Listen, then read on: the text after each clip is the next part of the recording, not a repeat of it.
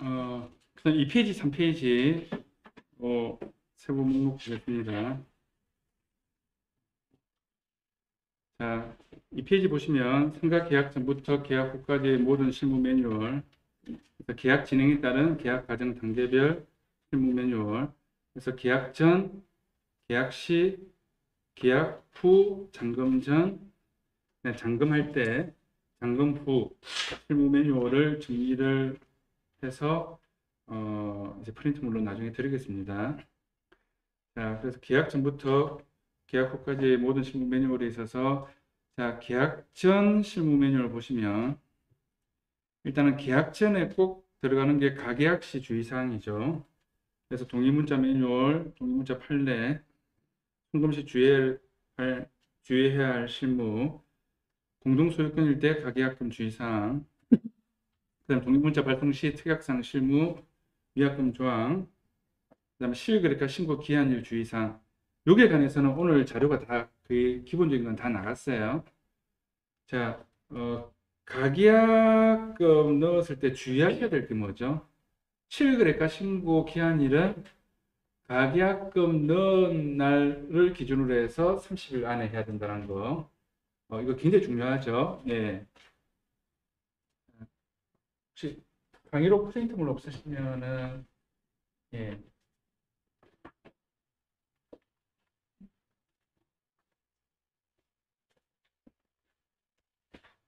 자, 그런데 이제 그 주의하셔야 될 게 가계약금 넣고 나서 본계약하는 날짜가 갭이 좀 있는 경우가 있어요.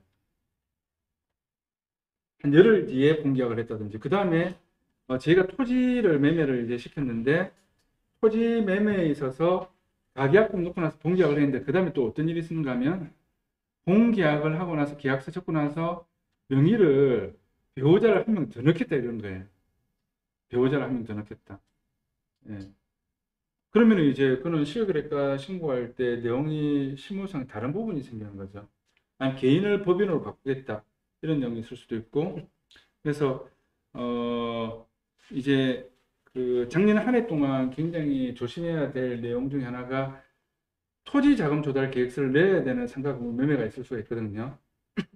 그러니까 특히 모텔 같은 경우에 매매할 때 주차장 부지가 별도로 있는 경우가 있잖아요. 만약 100-100의 1번지가 주차장이고 100의 2번지는 건물이 있고 근데 근부지가 아닌 주차장을 쓰고 있는 토지 매매할 때는 토지 자금 조달 계획서 안 넣으면은 실거래가 신고 필증이 안 나오거든요. 근데 토지 자금 조달 계획서를 부동산에서 이제 새로 생긴 제도니까 한 번도 안 해봤어요. 한 번도. 그럼 실물을 볼 줄 모르면은 사고 터지겠죠. 잔금 칠 때 갑자기 토지 자금 조달 계획서가 뭐예요? 이런 부동산들이 대부분이었어요. 네. 그래서 국토부에서 나온 매뉴얼을 작년 강의할 때 이제 매뉴얼을 쭉 국토부에서 나온 업무 매뉴얼을 제가 드렸는데 이제 업무 매뉴얼을 주택자금조달계획서나 토지자금조달계획서에 관한 국토부에서 나와 있는 매뉴얼이 있거든요. 예, 그거를 제가 다시 이제 내용을 드리고 또 요약해서 한 번 더 해드리겠습니다.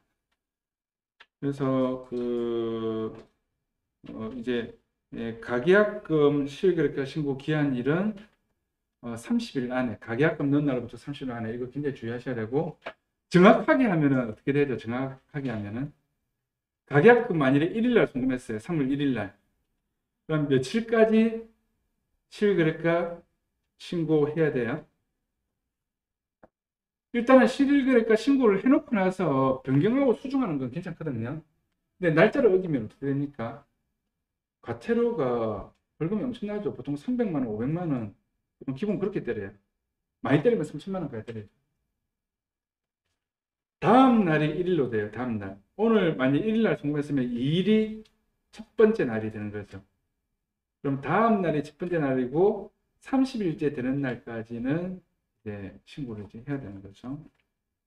그래서 실거래가 신고 기한일에 관해서 이제 효력이 계약의 효력이 발생한 날 또는 계약서를 적은 날 이렇게 되어 있거든요. 그러니까 계약의 효력이 발생했다라는 게 가계약서도 계약서를 말해요. 가계약서도 계약한 날짜로 치는 겁니다.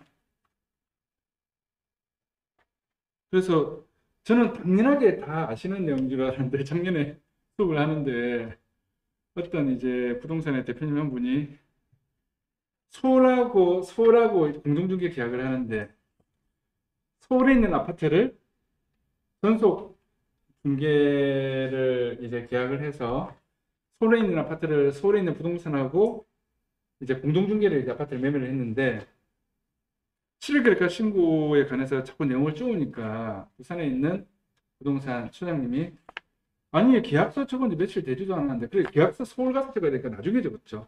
계약금 하고 나서 한참 뒤에 뭘 그렇게 자꾸 닥달하고 쪼으느냐. 그러니까 계약금 넣은 날로부터 30일 안에 계약금 넣은 날로부터 30일 안에 실거래가 신고 안 하면은 이제 과태료 있습니다라고 하니까 아니 계약서 적은 날로부터 막 하면 되지 이렇게 계속 이야기를 한 거예요.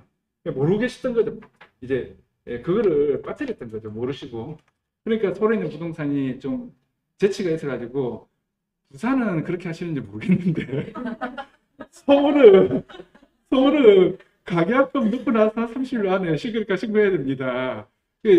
전국에 다 그렇게 하다는 거 이제 서울에 있는 소장님 아시죠? 근데 부산에 있는 소장님 보고 야 니는 그런 것도 모르나 그래가 부동산 하나 이렇게 그렇게 핀잔을 주면서 뭐라고 아는 척한 게 아니고 부산은 그렇게 하는지 모르겠지만 서울은 이렇게 이야기를 하니까 이제 그분이 이제 좀 뭐 서울이 그렇다고 하니까 그래 따라갈게요 이러면서 이제 하신 거예요.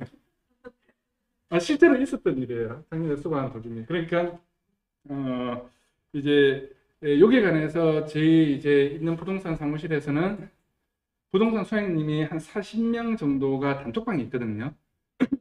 그러니까 저희가 남구청 바로 옆에 사무실에 있는데 데노트 캐슬 레전드를 다루는 부동산이 현장에만 40개가 있어요. 그래서 40개 부동산 소장님들 대표들만 있는 단톡방이 있어요. 그런데 작년 한 해 동안 올라온 단톡방의 내용들 중에서 시의계획과 신고 기한일 놓쳐가지고 벌금 500만 원 두들겨 맞았다, 300만 원 두들겨 맞았다 이런 톡들이 작년에 한 해 동안 되게 많이 올라왔어요. 그런데 한 건이 아니고 3건, 4건을 한꺼번에 맞아서 벌금을 1,500만 원 냈다. 뭐 이런 것도 올라오고요. 그래서 놓치는 거예요, 실수하는 거. 그래서 혼자서 부동산 하시는 분들 있죠. 망 없이. 이런 분들 조심하셔야 돼요. 저희는 카페, 밴드, 단톡방 이런 게 있어서 서로 중요한 내용이 있으면 올려주거든요. 부동산 소장님들이 조심해라고. 그럼 최근에 올라온 것 중에서 뭐가 있는가 하면 사하구 쪽에 어떤 부동산에서 아파트에 관한 광고에 관해서 벌금을 두들겨 맞은 게 있었어요. 허위 매물 신고 등등 광고 잘못된 걸로 해서 벌금 500만 원. 저희도 모르고 있던 사실을 이제 올려주니까 아는 거죠. 그래서 뭐로 벌금을 500만 원 맞았는가 하면 아파트 주차대수 있죠. 네이버 부동산 광고 낼 때 네이버 부동산에 있는 거를 그대로 주차대수를 적었단 말이에요. 1단지 몇 대, 2단지 몇 대. 2단지 아파트 같으면 2단지 몇 대. 근데 이게 네이버 부동산에 적혀져 있는 주차대수가 틀린 거예요. 그럼 뭘 보고 해야 되는 거죠? 건축물 대장에 있는 주차대수를 보고 기록을 해야죠. 근데 그거를 민원 제기에 고발한 사람도 참 똑똑한 사람이에요. 예. 일반 부동산들 잘 모르는 건데. 그래서 그거 가지고 고발을 해가지고 벌금 500만 원 냈어요. 최근에. 그래서 사하구 쪽에 있는 협회 그 지회장님, 지부장님이 팁을 줘가지고, 이런 건이 요즘 최근에 협회에서 알게 돼가지고 지금 이렇게 공지해 주니까, 다들 전달해서 이런 문제 안 생기도록 하라. 이렇게 해주니까, 예, 그걸 맡아 있는 그 제 소장님 한 분이 이제 그 대연동 부동산 중개사들의 모임에서 그 대중모라고 저희들이 이제 호칭하거든요. 그래서 저희 대중모 레전드 아파트 다루는 단톡방에 이제 올려준 거죠. 주차 대수 잘못 기재하면 벌금 두들겨 맞은 어떤 그런 사례가 있으니까 광고 내실 때, 아파트 광고 내실 때 주차 대수 틀린지 네이버 부동산에 나와 있는 거 믿지 말고 건축물 대장하고 다시 비교하세요라고 하니까 아니나 다를까 틀린 거예요. 그래가지고 다시 주차 대수를 이제 올려준 거죠. 그러면 저희들 이렇게 나중에 저한테 연락처 이제 다 주셔가지고 저희 톡톡 만들잖아요. 그럼 중요한 내용이 있으면은 보통 부동산 아카데미의 단톡방들은 중요한 내용이 있으면 올라오잖아요. 그렇죠? 올라오잖아요. 예. 그럼 저희 자체 내에서도 중요한 것들이 상가 쪽에 실무 수업반이니까 중요한 내용들이 있으면 또 제가 올려드리면 되죠. 그래서 그런 이제 공동망이 없는 공동으로 뭐 톡방이나 밴드나 뭐 이런 게 없는 부동산들은 정보에 늦을 수가 있거든요. 정보에 늦을 수가 있어요. 그래서 이런 교육기관이나 이런 어떤 밴드나 톡방들이나 공유하는 어떤 정보방들을 활용을 이제 잘 하시는 게 되게 중요해요. 예.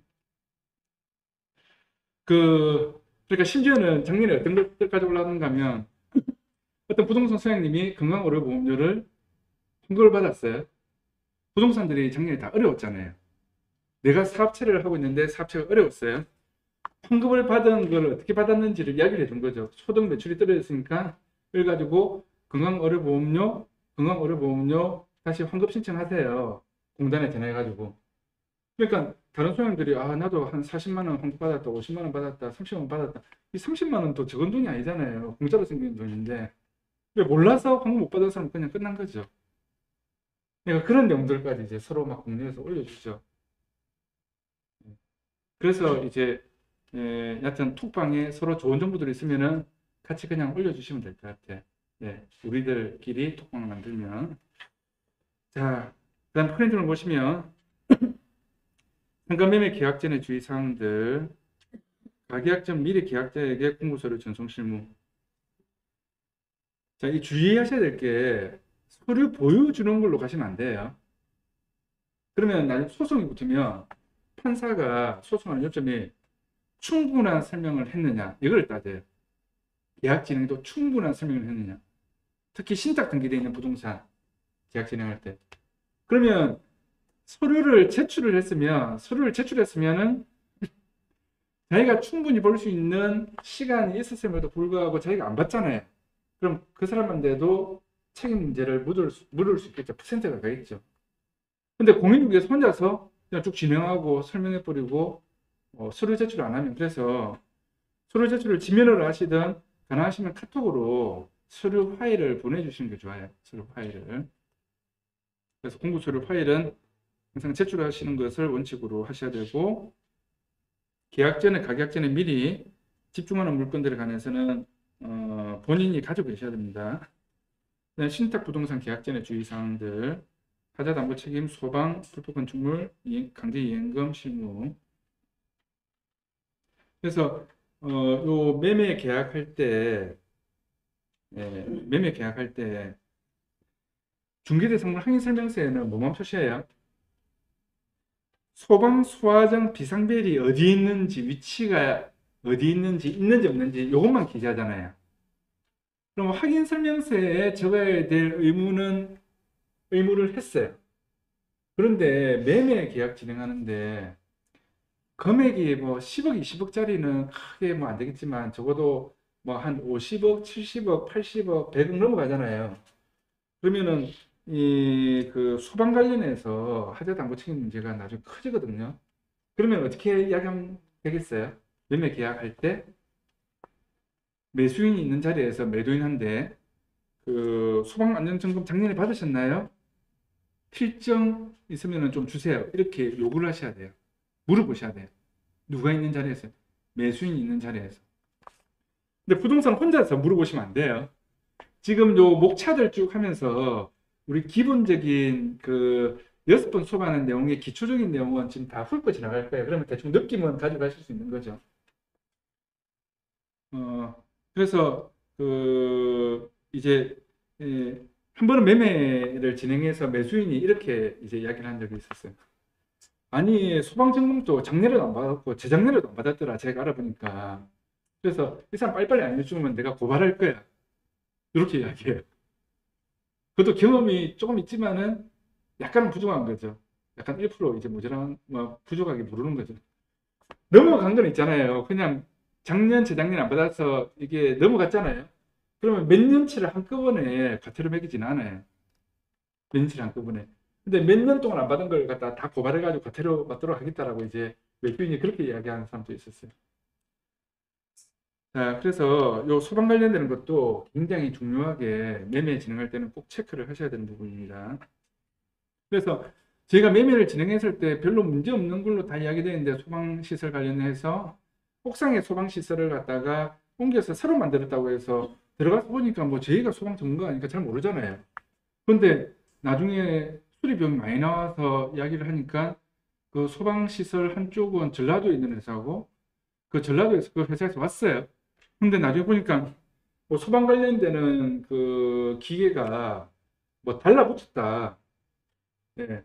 이렇게 뭐 돌아가야 되는데 달라붙어가지고 예를 들어서 뭐 이래 뭐 돌아가는 뭐 그런 시스템이 있으면은 그게 기름칠을 안 해주고 달라붙었다라고 하는 거예요.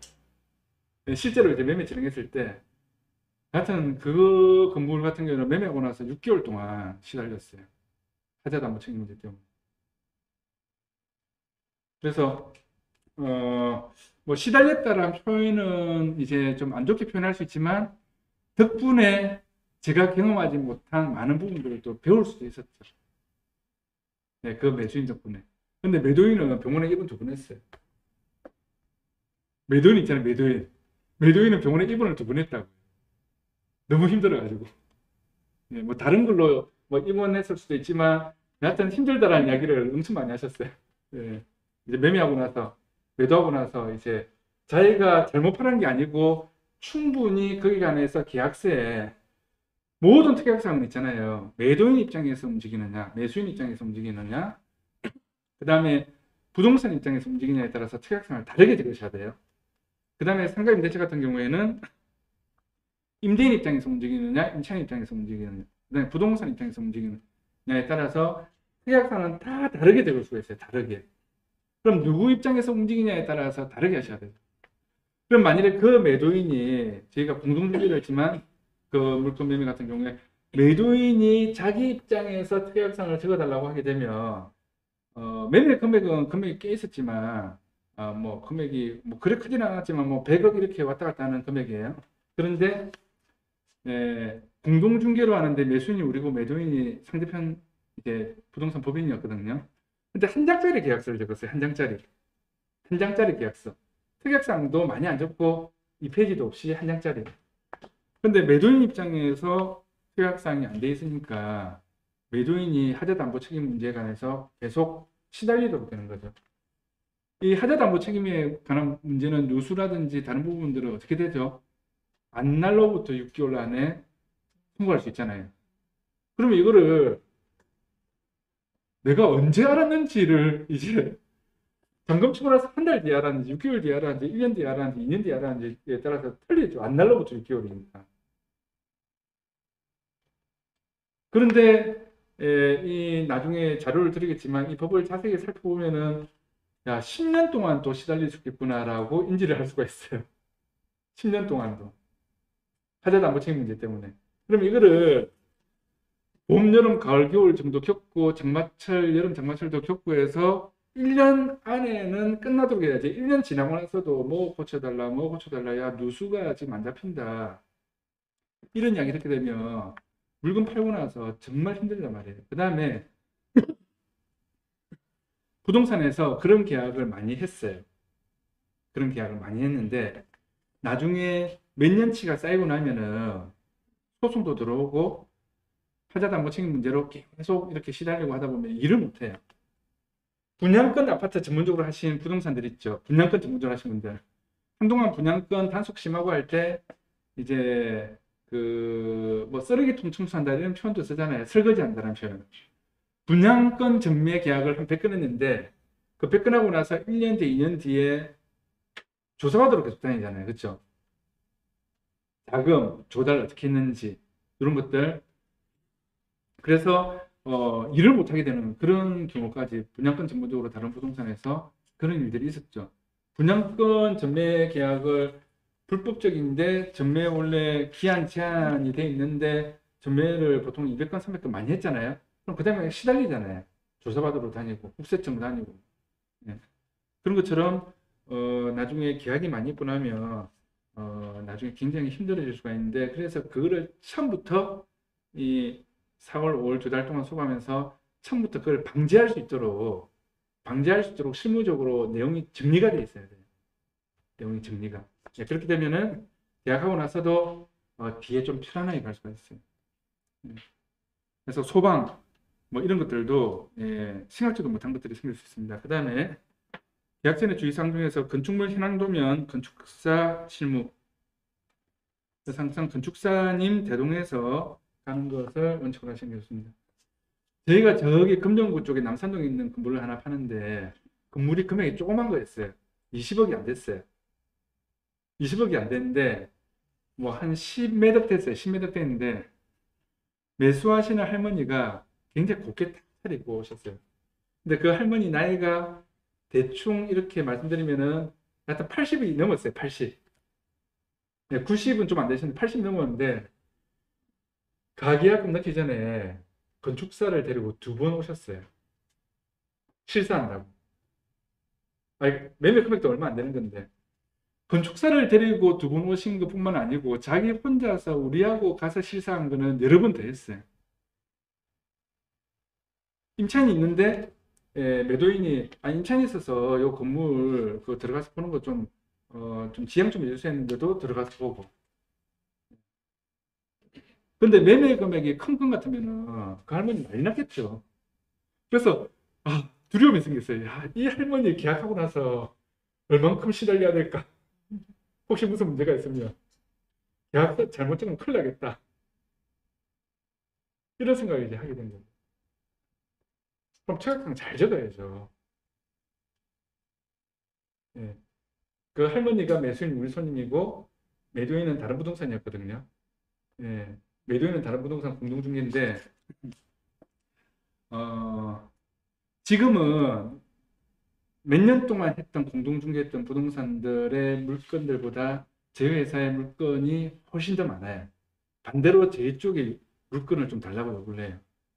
예를 들어서 4년, 5년 전에는 저희보다 물건들이 훨씬 더 많은 부동산들이 있잖아요. 그 부동산들이 이제 저희보다 더 적어요. 꾸준하게 물건 개발을 계속 해 나왔기 때문에. 그래서 물건이 필요할 때는 뭐 내가 매수하고 싶은 물건이 있다든지 공동중개하고 싶은 물건이나 손님이 찾는 물건이 있을 때 저희 회사 요청하시면 언제든지 제가 오픈해드리고, 그 다음에 굉장히 쉬운 방법은 제가 링크를 보내드리면 거기에서 보시고 그냥 바로 물어보시면 돼요. 광고 나가 있는 물건들만 한 2,000개 뭐 이렇게 넘게 나가 있으니까. 예.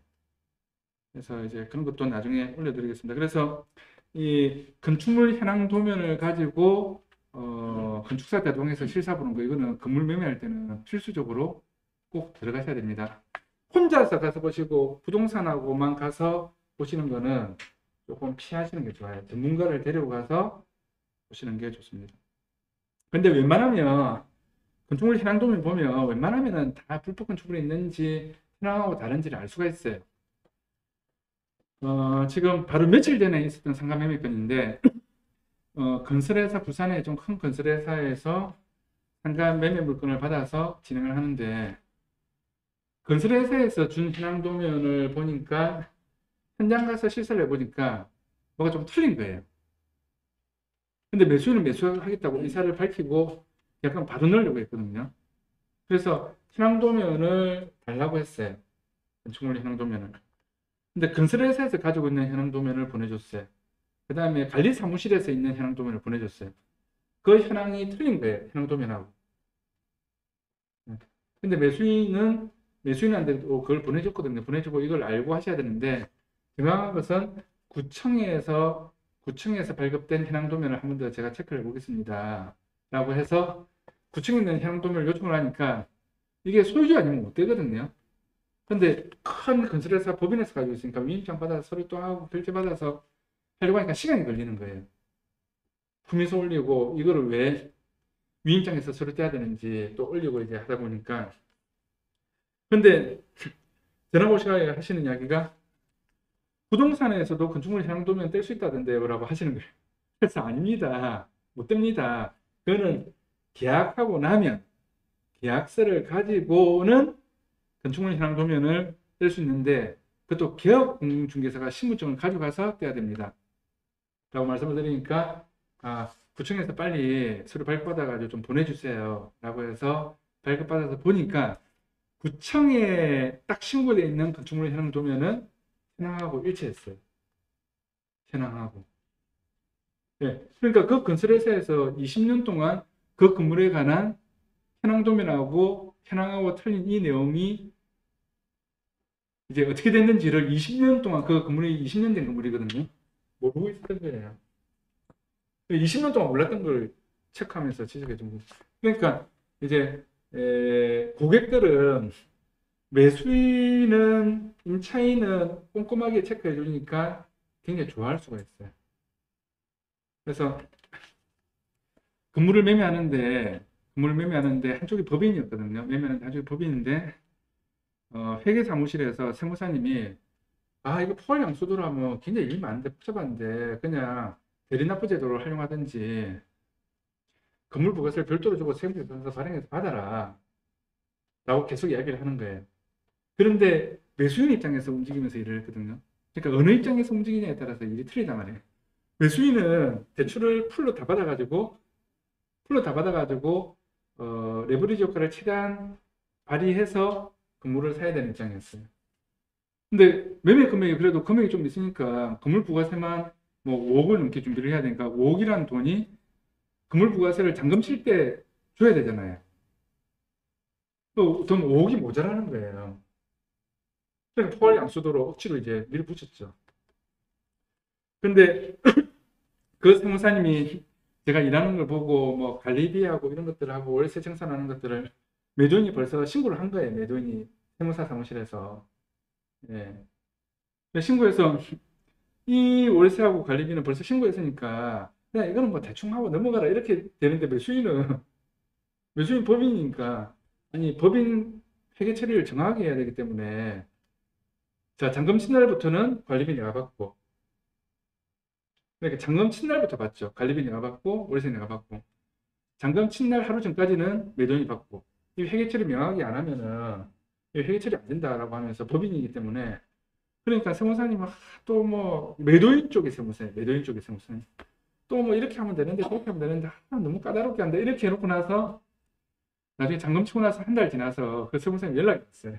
세무사님 이제 굉장히 경력도 화려하시고 재력도 엄청나신 세무사님인데 그때 일하는 거 보니까 내 것 좀 팔아주면 좋겠다. 내 것 좀 팔아주면 좋겠다. 그 다음에 내가 뭘 팔아가지고 또 돈을 갖다가 한 50억 들고 있는데 세무사님 부자예요. 그래서 서면에 건물을 그 성형외과에 들어가 있는 롯데백화점 뒤쪽에 있는 건물을 팔아달라고 제보 이야기하시는 거예요. 근데 팔아달라고 한 금액에서 10원도 1원도 안 깎이고 팔렸거든요. 절충 하나도 없이. 그리고 이제 파는 거 사는 거를 좀 맡아서 해주면 자기가 걱정 안 하고 그냥 맡길 수 있겠다라고 하면서 반대로 이제 전화가 온 거예요. 근데 일 볼 때는 당면한 이제 반대파 당사자가 되니까 그때 막 불만을 하다가 나중에 일을 갖다 이렇게 꼼꼼하게 하는 부동산 사무실 회사는 처음 봤다 하면서 그러면서 영산 로타리에 있는 건물을 하나 파는데 영산 로타리와 접한 빌딩을 하나 팔았어요. 제 친구의 이제 같은 부산대 의대 동기 이제 되는 의사 들이 몇 명이 이제 샀거든요. 그런데 그 매도인 되시는 회장님이 그분이 가지고 있는 건물들의 등기부를 닫다 보니까 그분이 막 이제 벤처 중에서도 제일 비싼 차 있잖아요. 그런 차를 몰고 이제 오시더라고요. 모든 부동산에 대출이 한 번도 있었던 적이 없어요. 네. 그러니까 진짜 부자신 거죠. 뭐 몇백억짜리 건물에도 대출 한 번도 없고 대출이 이렇게 본 적이 없는. 예. 그런데 제가 이제 처음 가서 지휘 작업한다고 가서 만났을 때 네이버 부동산에 광고만 한 20군데 나와 있는 그 정도 물건이었거든요. 날림 물건이었어요. 예. 그런데 이제 가서 만나보니까 그 회장님이 처음에 제가 면접 보는 대상이 됐어요. 면접 보는 데만 학교는 어디 나왔느냐, 네, 종교는 뭐냐, 어디 사느냐부터 해서 한 30분 동안 면접을 보고 나서 그 다음에 이제 매매건에 관해서 진행 일을 이야기를 하시는 거예요. 그런데 자기가 부동산 거래 많다고 부동산에 관한 전화번호만 한 몇백 명을 딱 보여주셔가지고 이렇게 하셨는데 실제로 실무에서 정확하게 알아야 되는 중요한 부분을 정확하게 아는 게 당장 실무에서 알아야 되는데 잘 모르시는 거예요. 그러니까 제가 이제 매수인한테 건물 부가세 잔금 칠 때 가져오라고 이야기했습니다라고 이야기하니까 그 회장님이 하시는 이야기가 자기가 부동산 매수할 때, 건물 매수할 때 부동산에서 부가세 따로 챙겨오셔야 됩니다라고 이야기를 안 해줘가지고 갑자기 돈 준비한다고 혼난 적이 있었다라고 제보 이야기를 하시는 거예요. 그러니까 잔금 칠 때 이거 챙겨오라고 안 해서 자기는 까먹고 있었다라는 거예요. 건물 부가세를 별도로 잔금 칠 때 동시에 줘야 되잖아요. 건물 부가세를 매수인이 동시에 줘야 되잖아요. 잔금 외에 별도로. 근데 이거를 부동산에서 이야기 안 해줘가지고 자기는 까먹고 있었는데 갑자기 돈을 갖다가 뭐 7억, 8억을 준비해서 가져오라고 하니까 굉장히 귀찮은 일이 발생된 거죠. 그 다음에 또 그 회장님이 자기가 아는 변호사들 또 전화번호 명단을 쫙 이렇게 보여줘요, 저한테. 그 변호사 한 3군데에서 전화해서 물어보는 거예요. 어떤 건이었는가 하면 잔금을 치기 전에 임차인이 나가겠다라고 한 데가 3군데가 있었어요. 그 건물을 사고 나서. 그러니까 3개 층에 임차인이 나가겠다고 하는 거예요. 그래서 매수인은 월세가 갑자기 안 들어와 버리면 문제가 되잖아요. 그래서 이렇게 되면 안 됩니다라고 매수인한테 잘 이야기를 해서 좀 이걸 챙겨달라고 이야기를 하니까 예, 임차인이 임대 기간이 있는데 임대 계약한 기간이 있는데 매매됐다고 해서 나가는 게 말이 되느냐라고 이제 하시면서 제가 대법원 판례에서 매매가 되면은 임차인은 계약 해지를 할 수 있는 그런 판례가 많이 있다라고 이야기를 하니까 변호사 3군데 전화해서 물어보는 거예요. 야, 그런 판례가 있다고 하던데 니 아니? 이렇게 변호사 이제 자기 그 고문 변호사처럼 그래서 누가 그런 이야기 하던데요 하면서 변호사가 그런 거 없습니다. 뭐 임대 기간까지 있어요. 다 변호사 쌤이 다 그래야 하는 거예요. 그러니까 변호사들도 자기 전문 분야가 아니면 잘 모르거든요. 그러니까 변호사 이야기 듣고 야, 변호사가 이야기하는데 임차인 못 나간다더라. 기간까지 있어야 된다더라. 매수인 보고 걱정하지 말라고 해. 그렇게 저보고 이야기하길래 대법원 이제 사건 번호를 불러드리려고 하다가 괜히 또 자존심 상하실까봐. 그러면 제 강의로 프린트물에는 그 사건 번호를 대법원 사건 번호를 제가 다 기재해서 드릴 거거든요. 그럼 그 사건 번호 해서 네이버에서 무조건 그 판례는 사건 번호를 딱 두들겨서 네이버나 구글에서 하면은 그 판례에 관한 내용이 쭉 다 나와요. 설명들이. 그 판시 이제 요점들하고 다 나오거든요. 무조건. 그럼 그걸 딱 제공해주면 말을 못 하잖아요. 항상 실무 보실 때 그렇게 하시면 좋아요. 그래서 그 회장님이 야, 변호사가 3군데 변호사 니 통하는 거 들었지? 하면서 저보고 그 회장님 나이가 굉장히 많으시거든요. 예. 그 매수한 그 의사가 이야기하는 게 그 회장님을 보더니 오래 못 사실 것 같다 이렇게 이야기하셨어요. 예, 근데 제가 볼 때는 굉장히 건강해 보이시는데 근데 나이는 굉장히 많으신 거죠. 나이는. 예. 근데 의사 입장에서 볼 때 자기가 봤을 때 느낌이 그런데 그 어르신이 그래 이야기하니까 반박을 안 한 거죠. 네, 알겠습니다 하고 넘어가고 매도인이 그럼 그렇게 잡아달라고 이제 부탁을 드렸던 거죠. 그러니까 그 실물을 보시다 보면 별 희한한 경우들이 많이 생기거든요. 별 희한한 경우들이.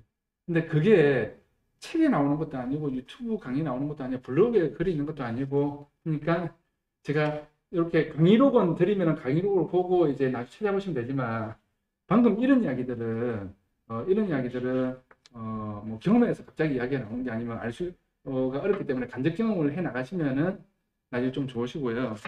그리고 이제 작년에 1년 강의하는 동안 정말 많은 상담건들이 있었는데 정말 태핑 하나 잘못 쳐가지고 실수해가지고 그러니까 임대차 상계하기 사는데 보증금을 3천만 원 적어야 되는데 300만 원 적은 거예요. 그다음에 월세를 250만 원 적어야 되는데 그 일본은 실장이 100만 원 적은 거예요. 그렇게 되면 문제가 되겠죠. 그래가지고 그냥 도장 다 찍고 이제 받은 거예요. 그러니까 월세를 예를 들어서 300 내야 되는 임차인인데 월세를 100만 원 도장 찍었잖아요. 그러니까 월세를 100만 원 낮춰줬구나. 자기는 그래 생각하고 도장 다 찍었는데 월세 300이 뭐냐? 300 못 준다나 100만 원만 줄 거다. 계속 그렇게 하면서 부동산을 막 괴롭힌 거지.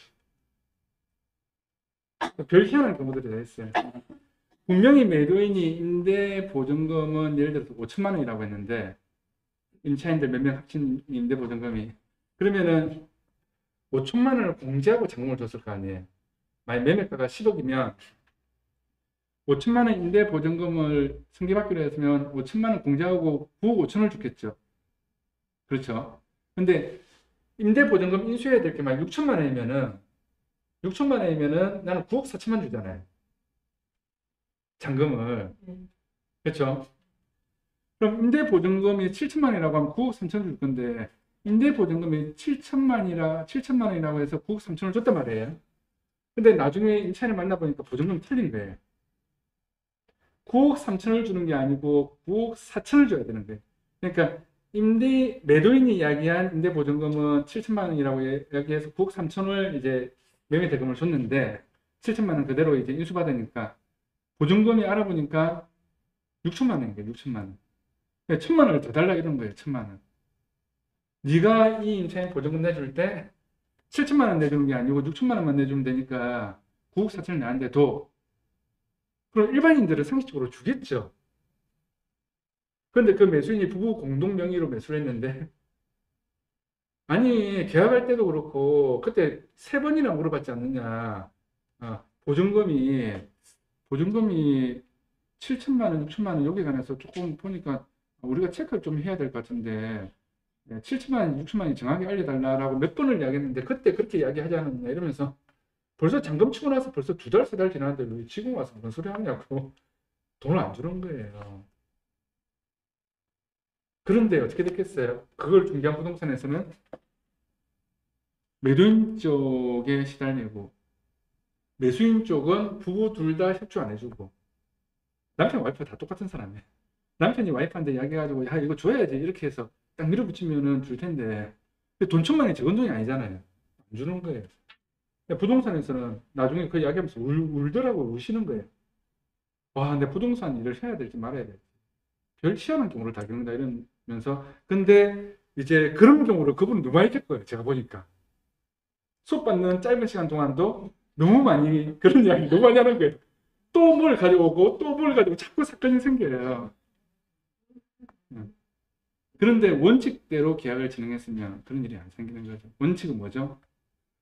자, 임대차 계약서를 계약할 때 무조건 매도인 보고 가져오라고 해서 다 복사를 해놔야 되겠죠. 복사를 해놓고 보증금이 임대차 계약서하고 똑같은지 다른지를 확인을 직접 매수인 매도인 있는 자리에서 하나하나 다 체크하면서 계약 진행하면서 하나하나 다 체크하면서 다 짚어야 되겠죠. 그 다음에 월세가 선불인지 후불인지 그 다음에 월세 주는 날짜는 언제인지 계약서하고 틀린 경우들도 많이 있거든요. 그럼 그걸 다 체크를 해놔야지만 잔금 치기 전에 월세 정산할 거 아니에요. 월세 정산. 최소한 월세 정산 정도는 부동산 사무실에서 그거는 체크를 해줘야 되죠. 월세 정산 정도는. 그러면 매도인이 체크해온 월세 정산하고 부동산 사무실에서 체크한 월세 정산하고 매수인이 체크한 월세 정산 금액하고 일치를 해야죠. 그럼 세 군데서 다 같이 검토하면은 틀린 게 잘 없겠죠. 그러면 그 계약서를 보고 원칙을 지켜서 만일에 했으면은 실수가 없었겠죠. 그 다음에 저희들이 이제 진행하게 되면 임대차 승계하고 잔금 치고 임차인들 만나서 확인할 때도 매도자도 그냥 부르거든요. 매도자도 왜 부르겠어요? 이유를 이야기해요. 이 대법원 판례는 굉장히 오래 전부터 있었던 건데 제가 실제로 그것 때문에 제가 이제 근무했던 로펌에서 그런 소송을 실제로 많이 달았었어요. 어떤 건이었는가 하면 수용 바로 이 근처에 있는 매매 물건이었는데 매수인이 임차인의 보증금 3억을 빼고 잔금을 쳤거든요. 근데 건축을 할 생각이었어요. 건축을 할 생각이었는데 그러면 매도인은 3억을 빼고 매매 대금을 받았겠죠. 근데 그 건축하는 사람이 그 건축을 하려고 하는 그 매수인이 통정에 뭐 건물을 하나 했는데 그 건물이 좀 문제가 돼가지고 부도가 나버렸어요. 그 건물이 왜 문제가 됐는가 하면 송정해 수욕장 인라인 쪽에 있는 제가 어떤 건물인지 이야기하면 바로 알 수 있는 그 건물이에요. 원래는 모텔이었는데 이게 종교시설로 바뀐 건물이 하나 있어요. 건물을 지으려고 땅을 파는데 바닷물이 너무 많이 나가지고 이 건물이 안 지어지는 거예요. 바닷물 때문에. 근데 바다 가까이 있는 땅들 건축할 때는 그런 것도 조심하셔야 되거든요. 바닷물이 계속 나와서 그래서 그거를 건축한 건축사님도 우연찮게 저한테 수업을 들으셨거든요. 오래전에. 예. 근데 그 매수인이 잘못돼가지고 임차 보증금을 못 내주니까 임차인들이 소송을 거는 거예요. 어떻게 그렇겠어요? 임차인이 동의하지 않은 임대차 보증금 승계는 대법원 판례에서 매도인한테도 청구할 수 있거든요. 그 판례는 나온 지가 오래됐잖아요. 벌써 몇십 년 됐죠. 그러니까 임차인이 동의하지 않은 임차 보증금 승계관에서는 매수인이 임차 보증금 내 나가는데 돈 안 내주면 돈이 3억이란 말이에요. 3억 적은 돈이 아니잖아요. 예. 임차 보증금을 안 내주면은 예. 매수인이 내줄 형편이 못 돼서 못 내주면은 매도인한테도 청구할 수 있는 거죠. 그래서 매도인한테 그 이야기를 하면서 임대차 승계항에서 하는데 그 이제 매수인이 새로 이제 임차인들 인사할 때 같이 동행해서 좀 체크해 주시고 임대차 승계항에서 그거 하는데도 틀린 거 없는지 한번 더 좀 도와주시고 임차인의 성향이 어떤지 이야기도 좀 해주시면 좋겠습니다라고 하면서 협조 요청을 해서 협조 요청을 할 때는 방금 이야기한 이유를 대면서 이야기하면 겁을 주는 거죠. 예. 만일에 이 매수인이 임차 보증금 안 내주면 매도인이 나중에 줘야 된다고. 예, 특히 건물 지으려고 하는 그런 뭐 부동산 매매권 같은 경우에는 그렇게 해서 임대차 계약서를 다 준비해서 가져가서 하나하나 짚으면서 자 보증금 얼마, 월세 얼마, 요 임대차 승계항에서 보증금 월세 맞죠? 똑같죠?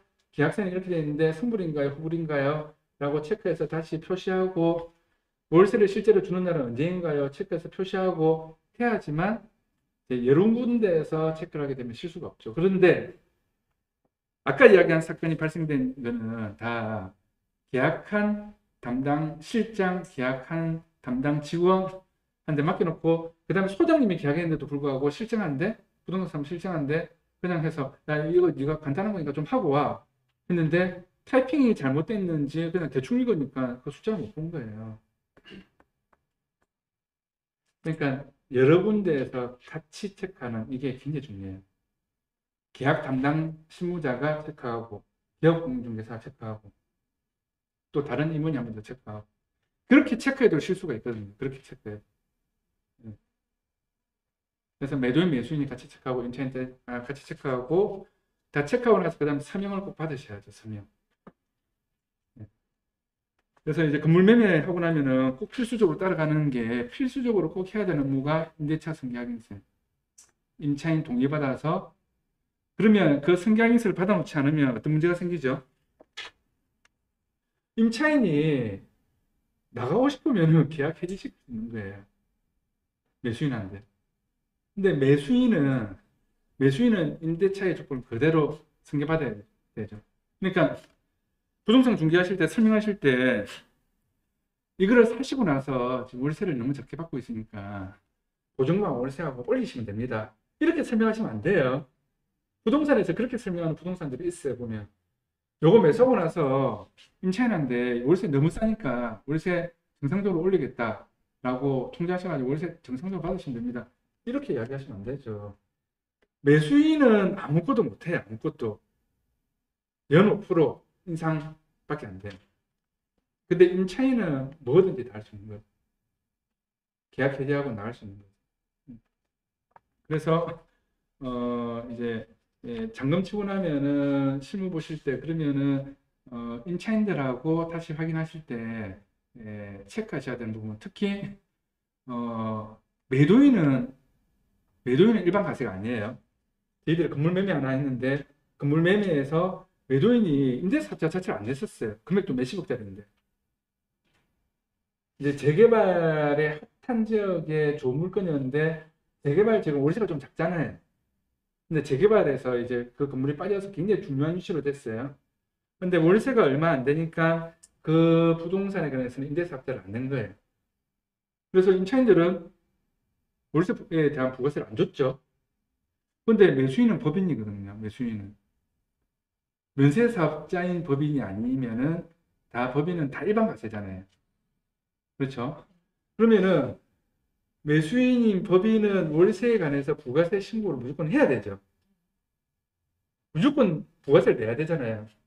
내가 월세를 110만 원 받으면 어떻게 되죠? 월세를 110만 원 받으면 10만 원은 부가세를 내야 되죠. 월세로 110만 원을 받으면. 그러면 내가 부가세를 내기 위해서는 월세 110만 원에 10%, 11만 원을 더 받아서 121만 원을 받아가지고 11만 원을 부가세를 내야지만 내가 110만 원이 월세 수익으로 잡히겠죠. 근데 부가세를 별도로 안 받으면 내가 월세를 110만 원 이때까지 잘 받았는데 이 매도인은 110만 원 잘 받았는데 매수인은 이걸 부가세를 월세 부가세 별도로 해서 수령하지 않으면 어떻게 되죠? 내가 월세의 11분의 1, 11분의 1이 깎이는 거죠. 110만 원 중에서 10만 원은 부가세로 날아가 버리는 거죠.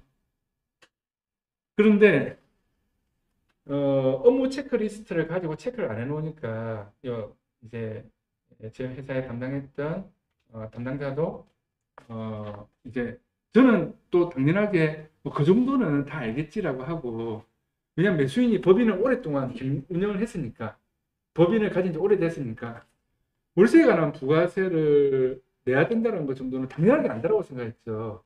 오지랖 넓게 그것까지 설명할 부분은 아니죠. 그래도 체크리스트를 가지고 한 번 더 짚어줬으면 좋았다라는 후회가 생긴 거예요. 그러니까 갑자기 그 매수자가 세무사 사무실에 연락이 왔다는 거예요. 부가세 신고하셔야 되는데요. 월세 받으신 거. 이렇게 되는 거예요. 근데 임대차 승계약에서 다 하고 임차인 다 만나서 할 때 월세에 관한 부가세 별도로 주셔야 됩니다. 앞에는 안 주셨지만 저희는 일반 가세고 법인이고 해서 세금계산서 월세에 관한 부가세 끊어드릴 거니까 다시 환급 받으시면 됩니다.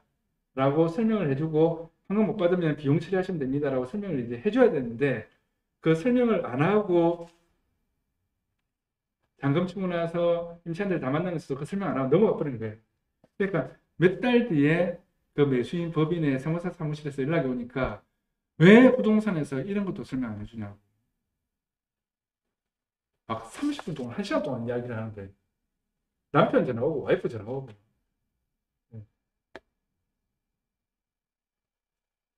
당연한 내용이잖아요. 그렇죠? 법인은 부가세 신고 납부해야 된다는 거. 당연하게 아는 거고 월세에 관해서 10%는 임대 사업자로 해서 월세 받는 게 있으면 10%는 부가세 납부해야 되는 당연하게 아는 건데도 불구하고 그거 안 짚어줬다고 뭐라 하시는 거예요. 그러니까 계약을 많이 하다 보면 별 희한한 일들이 다 생기거든요. 그래서 쭉 정리하셔가지고 말하기 귀찮으시면 쭉 체크리스트 만들어서 아니면 주시면 돼요. 저희가 계약할 때 매도인 매수인에게 고지해야 될 내용 있잖아요. 여기에 적다 보면은 이걸 계약할 때 그런 거 다 설명하고 있을 수가 없거든요, 실무상. 그럼 이게 몇 페이지가 될 수가 있어요, 몇 페이지가. 그러면은 읽어보시고 사인해 주세요. 이렇게 받으면 내가 이밖에 설명 안 해도 돼요. 예를 들어서 건물을 매매하고 나서 실제로 이런 경우가 많이 있는 게, 그 제가 예시 드린 특약상에 보면은 폐기물 물건 채워줘야 된다 이런 특약상 적어놓은 게 있는데 생각 외로 폐기물들이 많이 있어요. 그런데 대부분의 매도인이 하는 이야기가 야 내가 5년 동안 이 건물을 가지고 있었는데 옥상에 지하에 이런 폐기물을 그러니까 버려야 되는 폐기물 있잖아요. 이런 게 있는지 몰랐다.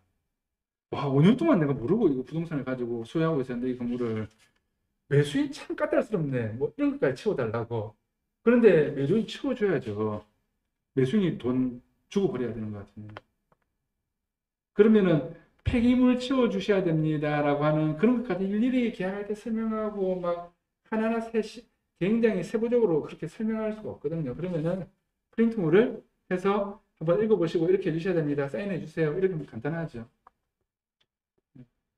그러니까 건물 매매할 때 체크해야 될 부분이 매도인하고 매수인한테 체크해야 될 부분이 굉장히 많아요. 근데 그걸 체크를 안 하고 넘어가도 별 탈이 없지만 이런 계약 건수들이 만일에 여기서 잘 배우셔가지고 부동산 건물 매매를 한 100건을 계약했어요. 100건을. 100건을 했어요.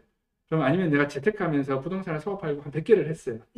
그러면 꼭 나중에 뭐가 튀어나오거든요. 그 튀어나오는 건 이제 몇 년 뒤에 튀어나와요. 몇 년 뒤에.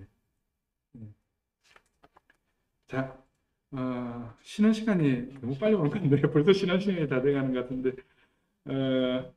일단은 10분 쉬었다가 하도록 하겠습니다. 네.